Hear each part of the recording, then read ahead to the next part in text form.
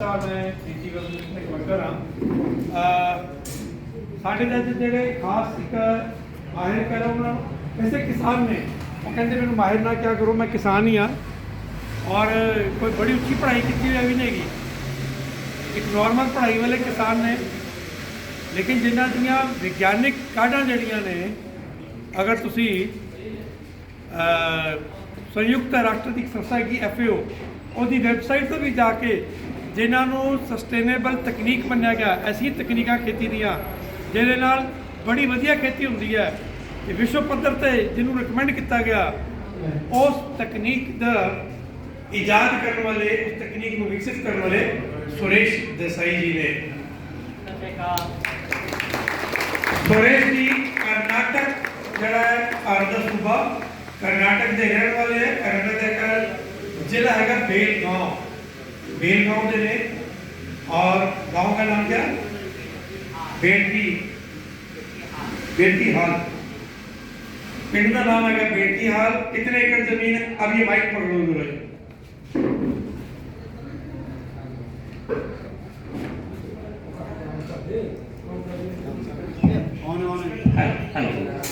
मेरा खुद का खेती 11 एकड़ है। 11 एकड़, ये थोड़ी आवाज थोड़ी कट कर, लेकिन 5-6 हजार एकड़ के ऊपर ये प्रयोग चल रहे हैं खेती। और आप कितने साल से ये जो गन्ने वाला जो आपने किया एक्सपेरिमेंट, कितने साल हो गए? लगभग 33 साल, ये 33वां साल चालू है। 33 साल हो गए करते हुए कुदरती खेती कर रहा हूँ। और आप गन्ने की हाईएस्ट यील्ड इसको कहते हैं, झाड़, हमारे यहाँ झाड़ कहते हैं। अच्छा, निकाल पर एकड़ डिपेंड अपॉन सॉइल फर्टिलिटी कम ज़्यादा भी हो सकता है। 80 से 120 टन यानी 800 क्विंटल से 1200 क्विंटल, 800 क्विंटल से 1200 क्विंटल तक पर एकड़ टोटल ऑर्गेनिक खेती, बिना जहराती कोई रसायन इस्तेमाल नहीं, और 80 तो 120 क्विंटल टन 80 तो 120 टन जी है वो सुरेश देसाई जी गन्ने का झाड़ कढ़ते हैं। कर्नाटक और महाराष्ट्र दी बड़िया चीनी मिलों ने, जिन्हें शुगर मिलों ने क्या किसानों को कि जे तुसी सुरेश देसाई की तकनीक नाल गन्ना बीजोगे तो ज़्यादा भाव मिलेगा, ऐसा है? वो जो शुगर मिल, शुगर फैक्ट्री में वो केमिकल फ्री शुगर बना रहे हैं और गुड़ बनाने वाले में 120 रुपया किलो भाव से गुड़ बेच रहे हैं। आप एक बात और बताइए, जो आपकी कुदरती खेती की तकनीक से गन्ना उगाते हैं उसमें शुगर कंटेंट जो निकलता है उसका क्या परसेंटेज है? लगभग 12 से 14 रिकवरी, 12 से 14% की रिकवरी परसेंट मिलता है। वन ऑफ दी हाईएस्ट है। और इन्हों का उगाया गन्ना जड़ा है वो एडा मोटा, देखो पिंगलवाड़े लोगों ने जाके देखा होना गन्ना लग्या। पिंगलवाड़े का गन्ना फार्म तैयार करवाने के इस शख्स का हथ है। इन्होंने नहीं तैयार करवाया से, पहली बारी जाके इन्होंने नहीं करवाया से, मास्टर राजवीर मैं लैके गया से इन्होंने उत्थे।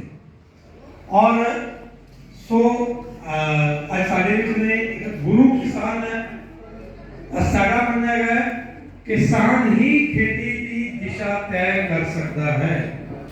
जेड़ा किसान खुद चाहे कि मैं जरा जहर में तंदुआ डाल है उसको बाहर आना है और वो जो करता है तो फिर तो सुरेश देसाई वर्गी शख्सियत खड़ी होती है।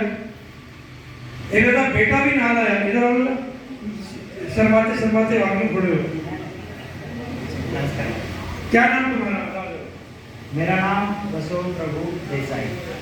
बसव प्रभु देसाई नाम है। क्या अपने इंजीनियरिंग की है? हाँ, BE मैकेनिकल वाला है। BE मैकेनिकल है और हम अपने पिता के नाल ही उन्होंने सहयोगी, क्योंकि पिता 10वीं पास है, पिता ने सब मॉडर्न चीज़ां भी आंदियां, वो तो किसान है। यह हम मुंडा पढ़ लिख के अपने पिता की जी विज्ञानिक काढ़ा ने उन्होंने ढंग नाल लोगों के सामने पेश कर पिता जी हेल्प कर रहे हैं, नाल आए ने ते इहदी भी गल करेंगे। बस जी आप बैठो रखे सुरेश जी आ रही है फिर हम ऑलरेडी पहले लेट हो गए हैं, लोग पहले से बैठे हैं, तो इनका समय ना सीधा शुरू करेंगे। आज आपने जो शुरू करना है ऑर्गेनिक गन्ना इंटरक्रॉपिंग हल्दी, दूसरा जो एक आपकी जो बात थी जिसको आपको कहते हैं हॉर्टिकल्चर, ठीक है ना। हम ऐसा करते हैं बहुत संक्षेप में लोगों को बता दें ये हॉर्टिकल्चर क्या होता है। हॉर्टिकल्चर तो लोगों ने सुना, हॉर्टिकल्चर सारे ने सुना है, आगे नवी चीज है थोड़ी जी ਇਹਦਾ ਬਣਨਾ ਹੈ ਕਿ ਜਿਹੜੀ ਪੇੜ ਨੇ ਉਹਨਾਂ ਨੂੰ ਜਿਹੜਾ ਹੈਗਾ ਧਾਤੂ ਕਹਿੰਦੇ ਨੇ ਆਪਾਂ, ਧਾਤੂਆਂ ਦੀ ਲੋੜ ਹੁੰਦੀ ਹੈ ਫਸਲਾਂ ਨੂੰ, ਇਹ ਉਹਦੇ ਲਈ ਛੋਟੀ ਗੋਲੀ ਬਣਾਉਂਦੇ ਨੇ, सारी गल दसेंगे। आप ही काम करिए बहुत संक्षेप में हॉर्टिकल्चर की बार बात बता दीजिए, नौकरी नहीं थी रही साथियों। ये हॉर्टिकल्चर टेक्नोलॉजी इनोवेशन मेरा ही है, क्योंकि मैं 2012 में चीन गया था और चीन में एक्यूपंक्चर टेक्नोलॉजी मेरे आंखों से एक पैरालिसिस हुआ आदमी को उन्होंने एक्यूपंक्चर करवाया, बिल्कुल 10 मिनट में वो हाथ चालू हो गया। तो मैंने सोचा अरे इतना जबरदस्त तकनीक है, तो मैं तो डॉक्टर नहीं हूँ, बराबर मैं डॉक्टर नहीं हूँ, तो इसका सोच मैंने बदला किया और जो पेड़ को, फल वाले पेड़ को जो कीट रोग बाधा भी होती रहती है और फल भी कम लगते हैं, इतना ही नहीं फल थोड़ा 1 महीना जल्दी भी पक जाए। हमें भाव कब मिलता है, 1 महीना फल पक गया 1 महीना पहला तो भाव ज्यादा मिलता है 2 गुना। जैसा हमारे यहाँ आम अभी पक गया है, नहीं तो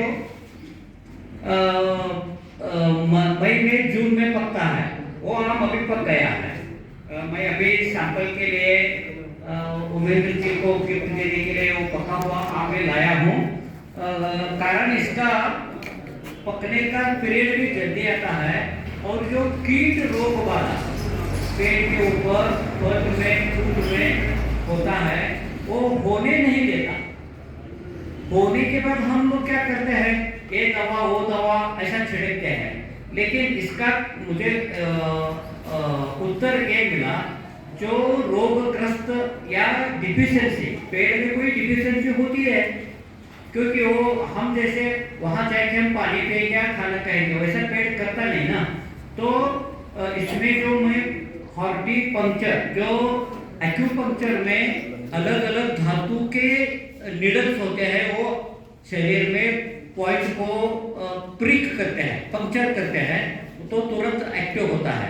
वैसे मैंने वही टेक्नोलॉजी थोड़ा दिमाग लगाया 2 साल तक और 12-13 प्रकार के धातु इकट्ठा किया और उसका नीडल बनवाया छोटा सा 4-5 ग्राम का, और वो इसके पेड़ के छैलन में घुसा दिया तो वो पिघल जाता है।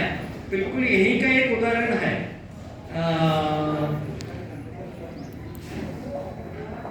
जामुन का पेड़ को नए पत्ते आने के तुरंत उसी रात इस पत्ती को खाते थे कीड़े, तो फल कैसा लगेगा, पान नहीं तो फल नहीं लगेगा। तो उसने पहले ही 1-2 महीने पहले उसको हॉर्टिकल्चर करवाया था पंजाब में, और वो गुरदासपुर गली था। हाँ, तो वो बिगड़ गया और इसके पूरा बॉडी में हमने पत्ती का एनालिसिस करवाया, इस पेड़ को नहीं किया, इसको किया है, इसमें कंटेंट्स नहीं है, इसमें कंटेंट्स आ गए, वो स्टेम में घुसा दिया था, बस काम हो गया, छिड़कना कुछ करना जरूरी नहीं। तो 2 महीने के बाद वो पूरा पिघलने के बाद इस पत्तियों में वो दवा के रूप में आ गया, कीड़े नहीं लगे, नहीं तो नए पत्ते को तुरंत कीड़े खाते थे, वो नहीं हो गया। तो पत्तियां फूल गए, रोशनी पकड़ गई और फल लगने शुरू हो गया, नहीं तो 20 साल तक जामुन नहीं लग रहा था इसी पेड़ को। इसी पेड़ की यही का उदाहरण है कहाँ, गुरदासपुर में। और एक आम का पेड़ था जो मैं पिक्चर में दिखाऊंगा बाद में, वो मर रहा था लगभग 10 साल से पत्तियां नहीं थी इसके ऊपर कुछ भी, 10-15-20 पत्तियां थी ऊपर वाले। तो मैंने वो सर्कुलेशन तो चालू था, उसको मैं हॉर्टिकल्चर करवाया। 5 महीने के बाद पूरा पेड़ खुल गया, पत्ती लग गई और फल लगना शुरू हो गया। वो हॉर्टिकल्चर का एक स्पेशल मैं सेशन ले लूँगा। उमेंद्र जी, मुझे लगता है कि आप एक काम करिए, ये थोड़ा ना ये टेक्निक चलने, हाँ कोई हाँ, तकनीकी थोड़े महत्वपूर्ण जानकारी, हाँ। उसके बाद मैं नहीं, अभी उसको कुछ समस्या है, वो कहीं अटक गया मामला कुछ, तो लगे हुए दोनों माता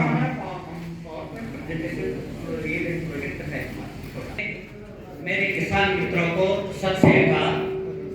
साथियों, अभी कुदरती खेती, नेचुरल फार्मिंग, ऑर्गेनिक फार्मिंग, बहुत सारे नाम हैं। प्राकृतिक खेती, क्षेत्रीय खेती, ऐसे बहुत सारे नाम हैं। नाम तो अनेक होगा, लेकिन प्रैक्टिस एक ही होती है। और इसका मैंने जो अर्थ लगाया, सेंद्रीय खेती, सेंद्रीय खेती या प्राकृतिक खेती। प्राकृतिक इस शब्द का अर्थ कृति, कृति यानी एक्शन। हमें खेत में काम करना है ना, तो काम करने में काम को हम क्या बोलते हैं? Action, plan.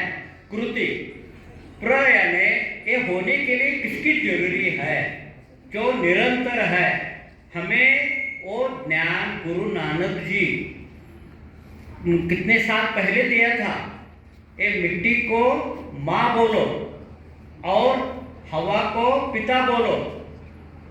देखो, गुरु नानक जी तभी उसे जमाने में वो साइंटिस्ट थे मानव जाति के लिए। तो उन्होंने तभी वो मैंने सोचा, चलो हम इसी के ऊपर उसको उन्हें पंचमहाभूत पद्धति बोलते हैं। कितने? पंचमहाभूत, पृथ्वी, आप, तेज, वायु और आकाश। आकाश यानी स्पेस और पृथ्वी यानी मिट्टी। पृथ्वी, आप यानी पानी, तेज, वायु जो वातावरण है, ऑक्सीजन है, हाइड्रोजन है, नाइट्रोजन है, ये हवा, और स्पेस यानी डिस्टेंस। इसका महत्व हर एक कोई भी सजीव निर्जीव के ऊपर, हर एक सजीव निर्जीव के ऊपर पंचमहाभूत का प्रभाव होता ही है। पैदा होना, मरना वो तो नेचुरल है, किसी को इसे छुटकारा नहीं है। लेकिन वो अच्छा इसका जीवन होना चाहिए, तो पंचमहाभूत का बैलेंस होना चाहिए। तो वो बैलेंस देखो, मैं मेरे प्रैक्टिस में दिखा देता हूँ वो कहाँ कैसा होता है। क्योंकि पृथ्वी का तो क्या, पानी का तो क्या है, का रचना क्या है, वो इसका इस्तेमाल कैसे करेंगे। ये देखो, ये जो अपनी धरती है, पृथ्वी है, पृथ्वी के ऊपर पानी का पोर्शन कितना है? लगभग 70% पानी है पृथ्वी पर, और 30% लगभग जमीन है, मिट्टी है। बिल्कुल वही प्रमाण हर एक सजीव में। मेरा मनुष्य का बॉडी का एनालिसिस करवा दो, लिक्विड और सॉलिड। लिक्विड यानी पानी और सॉलिड यानी पृथ्वी तत्व, वो बिल्कुल वैसा ही है। मेरे बॉडी में लगभग 65 से 70% पानी है, 30% क्या है? सॉलिड मटेरियल है। आप पेड़ का भी एनालिसिस करवा दो, या मनुष्य का, या प्राणी का, या कीटक का, बिल्कुल वही प्रमाण होता है। 2-4% लगभग इधर उधर हो सकता है। ये इसका प्रभाव है पृथ्वी तत्व का, पानी तत्व का, एक जल तत्व। जल तत्व इसका 3 रूप होते हैं, एक लिक्विड फॉर्म, दूसरा सॉलिड यानी आइस बोलते हैं ना, बर्फ आइस में होता है, ये पानी का ही रूप है। और इसका वाष्प हो गया तो गैस के रूप में इसका स्ट्रक्चर बदल सकता है। वो 3 रूप ले सकता है पानी। पृथ्वी, आप, तेज। ये देखो, ये सारा जो तेज है, प्रकाश पर्व है। गुरु नानक जी हमें कभी कभी बताया था प्रकाश का महत्व। प्रकाश संभालो, इसका इस्तेमाल करो। प्रकाश का बहुत महत्व है। प्रकाश यानी ज्ञान। एक प्रकाश यानी तत्व है। ये देखो, सूर्य नहीं हुआ तो क्या पैदा होने वाला है क्या? सूर्य नहीं है, अपने जो सोलर प्लैनेट है, ये जो सौर शक्ति के ऊपर चलने वाला ये जो सारे मंगल, पृथ्वी, बुध, गुरु, चंद्र, पृथ्वी, ये सारे ग्रह तो एक यूनिट है इसी सूर्य के साथ। ऐसे और अनेक बैचेस है, लेकिन हमें संबंध है इस सूर्य से। और इस सूर्य का प्रभाव आज भी है, अभी भी है, निरंतर रहने वाले हैं। मित्रों, ये जो पंचमहाभूत है, इसमें सबसे सेंटर में रोशनी आ गई, मध्य में, और इसके बाद वातावरण यानी वायु। वायु भी इतने प्रकार के हैं, इसमें ऑक्सीजन और नाइट्रोजन दो गैस बहुत महत्व है। दो गैस, नाइट्रोजन और ऑक्सीजन और कार्बन डाइऑक्साइड। ये जो सारे जो मटेरियल दिख रहा है ना अपने आँखों को, वो सारा मटेरियल कार्बन पोर्शन है। मैंने पर्पजली, हमें खेती में इतनी दिक्कत क्यों आ रही है, मैंने अध्ययन किया और एक बार जंगल में नैसर्गिक पद्धति से पैदा हुआ एक पेड़ को जड़ सहित उखड़ा, जड़ सहित निकाल के आजकल बड़े बड़े हॉस्पिटल में यूरिन और ब्लड टेस्ट करते हैं। वैसे मैंने एक पेड़ को लैब में लैब टेस्ट के लिए दिया। मुझे इसका पूरा हिसाब किताब मिलना चाहिए, तो उन्होंने इसका वजन किया, 100 किलो मिला। चलो, ये 100 किलो किसी माध्यम से बना है वो मुझे समझना है, क्योंकि कुछ कमी ज़्यादा हो गया तो गड़बड़ हो सकते हैं। तो 100 किलो के वजन में 40 किलो 44 kg कार्बन मिला। दूसरा प्रश्न क्या है, वो कार्बन कहाँ से आया? जंगल में किसी किसान गया है क्या गोबर डालने के लिए या कोई खाद डालने के लिए? नहीं है। तो जंगल में वो 100 किलो में कैसा बना? तो 44 kg कार्बन मिला। वो कार्बन डाइऑक्साइड हम जो सांस लेते हैं और सांस बाहर छोड़ते हैं, वो छोड़ते समय वो कार्बन डाइऑक्साइड में कन्वर्ट हो जाता है। तो वो गैस, वो पौधे वो कार्बन डाइऑक्साइड पकड़ गया और खाने के बाद इसका 44 kg वजन मिला। और क्या है? तो 44 kg इसमें ऑक्सीजन है। वो ऑक्सीजन कहाँ से? हमने तो नहीं दिया। आपको पता होगा कोरोना काल में ऑक्सीजन का महत्व। अब बॉडी का ऑक्सीजन का लेवल कम हो गया तो आपको देना पड़ेगा, नहीं तो आपकी जान जाएगी। तो ऑक्सीजन इतना महत्वपूर्ण है, इसीलिए उसका नाम ऐसा है प्राणवायु। प्राण ये बॉडी है, लेकिन बॉडी में जो प्राण है वो महत्वपूर्ण है, इसके लिए वो प्राणवायु जरूरी है। तो वो प्राणवायु कहाँ कहाँ है? वातावरण में भी है और पानी में भी है। पानी यानी क्या? H2O, हाइड्रोजन ऑक्सीजन का एक मिलाप है, इससे पानी बनता है। तो इसमें जो वातावरण में ऑक्सीजन है वो जितने चाहिए उतना लेता है, लेकिन वो पेड़ ने, पौधे ने, जंगल वाले नैसर्गिक पौधे ने 44 किलो 44 kg ऑक्सीजन लिया। और क्या है? 6 किलो हाइड्रोजन। देखो, ये हाइड्रोजन भी वातावरण में है, पानी में भी है, हाथ से देने की जरूरत नहीं। तो 44 प्लस 6 कार्बन डाइऑक्साइड, ऑक्सीजन और हाइड्रोजन कितना हो गया? 88 प्लस 6 94 kg। 100 किलो में कितना वजन मिला हमें? 94 kg। अभी कितना 100 किलो होने में कितने बच गया? 6 किलो। 6 किलो का एनालिसिस करवाया तो बड़े आश्चर्यकारक बात है। मुझे कोई मेरे मित्र ने मुझे एक उत्तर दे दो, वातावरण में हमें तो फसल को हम नाइट्रोजन यूरिया देते हैं, अमोनियम सल्फेट देते हैं, इसमें नाइट्रोजन का परसेंटेज होता है, बराबर। तो पौधे ने इसी पहाड़ वाले पौधे ने कितना, आपको पहले पता है क्या वातावरण में नाइट्रोजन गैस कितना है, कितने परसेंट में है? किसी को पता है तो बोल दो। वातावरण में हम जो सांस ले रहे हैं इसमें 78% नाइट्रोजन है। तो इस पौधे ने इतना कम मात्रा में सिर्फ 3.5 किलो, जंगल वाले पेड़ ने सिर्फ 3.5 किलो नाइट्रोजन गैस खा लिया था। उसको पता है 3.5 किलो के बदले 4 किलो खाद लिया तो दूसरे दिन इसी के ऊपर कीट रोग बाधा जरूर होती है। तो साथियों, हम आजकल अपनी खेती में रासायनिक खाद में नाइट्रोजन का परसेंटेज ज्यादा है। ये अपना कीट रोग बाधा होने का मूल उत्तर है।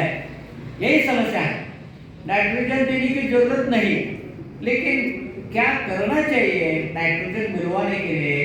जो नाइट्रोफाइंग बैक्टीरिया मिट्टी में है उसको ज्यादा ताकत मिलना चाहिए। उसका खाद है ऑर्गेनिक कार्बन। वो ऑर्गेनिक कार्बन दे दिया तो मिट्टी में जो बैक्टीरिया है वो वातावरण में 78% जो नाइट्रोजन गैस है वो फिक्स करते हैं, वो पेड़ को देता है। इतना सरल है, लेकिन हम लोग कहां से गलती से आ गया? ग्रीन रिवॉल्यूशन के बाद रासायनिक खाद आ गया, हाइब्रिड बीज आ गया।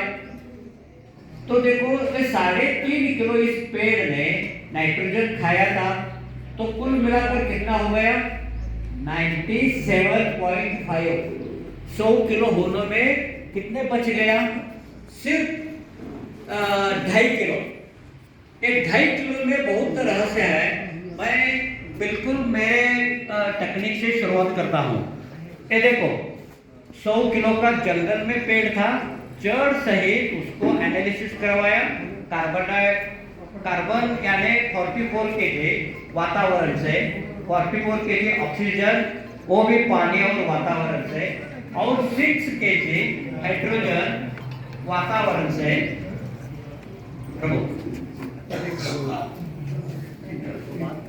पहले ठीक है, शुरू करिए।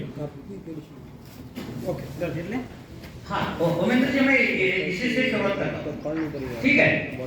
क्योंकि एक बेसिक नॉलेज आ गया किसान को, तो बिल्कुल हम क्या गड़बड़ कर रहे हैं, रासायनिक खाद चाहिए या नहीं चाहिए, इसी के बारे में अपने मन में कोई प्रश्न नहीं है।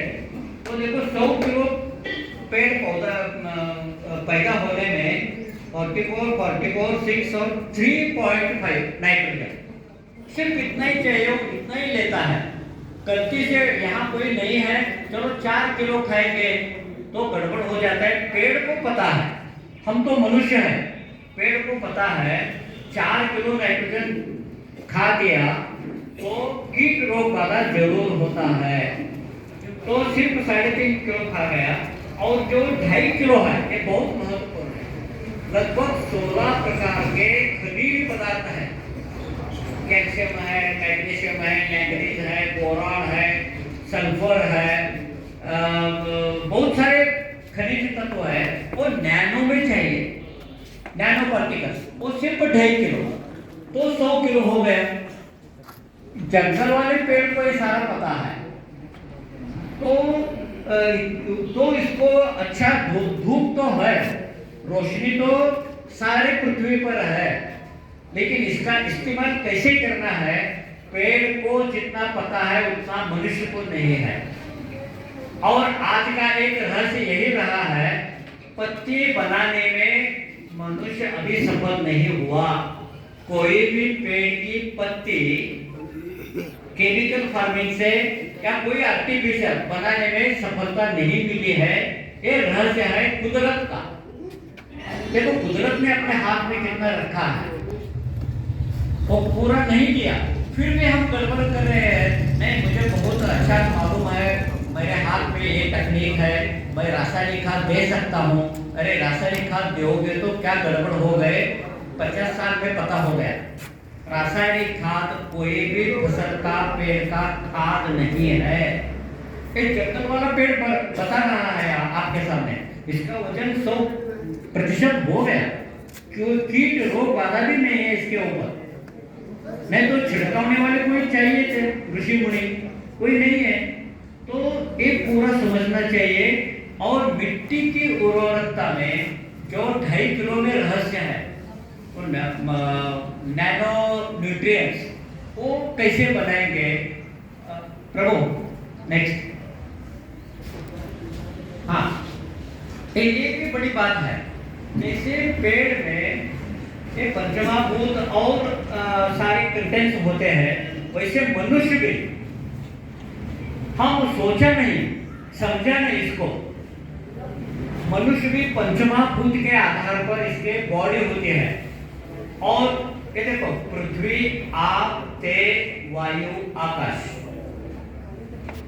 बिल्कुल ये तो पता नहीं कितने लाखों करोड़ों सालों से है, लेकिन हम इस्तेमाल करके आज का पहला वो चिंपांजी एक मंकी के रूप में रहता था, वो विकसित होते होते आज मानव बन गया।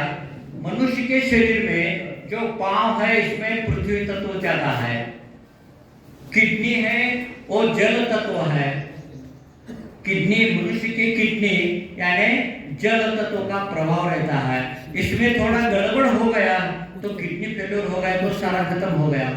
इसके बाद अग्नि तत्व आ गया, पृथ्वी, आप, तेज।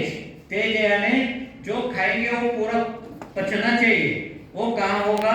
अपने लिवर में, पेट में, वो जल वहां हो गया अग्नि तत्व। और हम जो रेस्पिरेशन करते हैं, फेफड़े में हवा आती है, हवा छोड़ते हैं, आपको अपने खून में ऑक्सीजन का प्रमाण कम है तो ऑक्सीजन का सिलेंडर लाओ, कोरोना के काल में पता हुआ। अच्छा, तो हम फेफड़े में ऑक्सीजन की ज्यादा, इसीलिए व्यायाम होना चाहिए, काम होना चाहिए, वो मजबूत होना चाहिए अपने फेफड़े।